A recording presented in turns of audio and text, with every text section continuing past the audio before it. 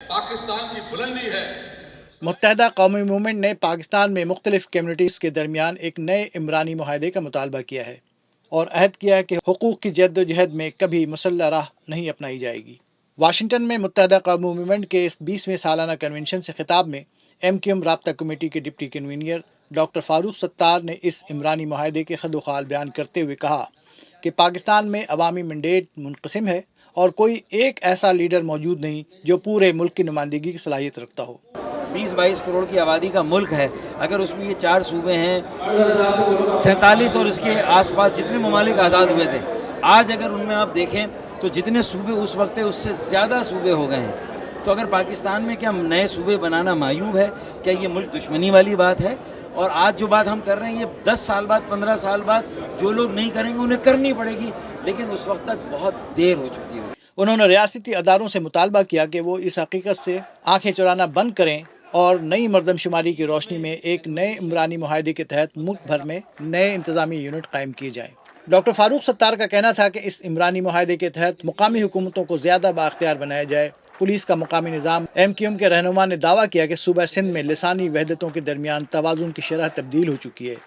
شہروں کی آبادی 55% تک پہنچ گئی ہے جبکہ دیہی آبادی 45% رہ گئی ہے۔ اگر غیر جانبدار مردم شماری کرا دی جائے تو سندھ کا اگلا وزیر اعلیٰ بقول ان کے مہاجر ہوگا۔ ڈاکٹر فاروق ستار نے کہا کہ مسلح جدوجہد کے بجائے MQM ریشمی رومال کی طرح کی تحریک برپا کرنا چاہے گی تاکہ مہاجروں کو ان کے حقوق مل سکیں۔ نئے عمرانی معاہدے کے مطالبے پر رد عمل دیتے ہوئے سندھ اسمبلی میں ڈپٹی اسپیکر شہلا رضا نے وائس آف امریکہ سے بات چیت میں کہا کہ یہ ملک ایک آئین کے تحت چل رہا ہے اور آئین میں نئے صوبوں کے قیام کا طریقہ کار بھی متعین ہے۔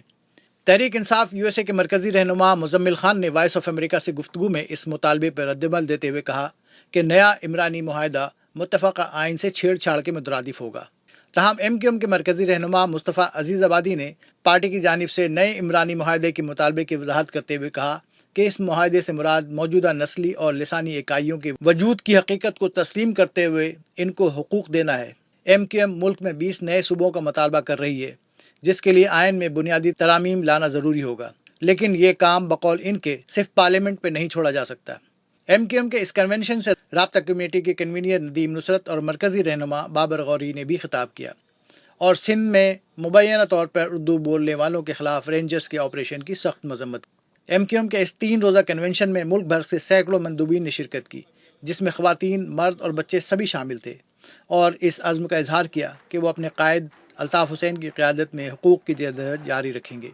کنونشن میں ایک سالانہ مجرہ کا اجرا بھی کیا گیا جس میں حقوق کی جدوجہد کے دوران دی گئی مبینہ قربانیوں کی تصویری جھلکیاں پیش کی گئیں، جبکہ کنونشن کے مختلف سیشن میں کارکنوں کے لیے فکری نشستیں بھی منعقد کی گئیں۔ کنونشن کے آخری دن منظور کی گئی مختلف قراردادوں میں مطالبہ کیا گیا ہے کہ پاکستان میں فوری مردم شماری کرائی جائے، ملک کو فوری طور پر 20 چھوٹے صوبوں میں تقسیم کیا جائے اور MQM کے کارکنوں کو ماورائے عدالت قتل کرنے اور انہیں تشدد کا نشانہ بنانے کے ذمہ داروں کے خلاف قانونی کارروائی کی جائے۔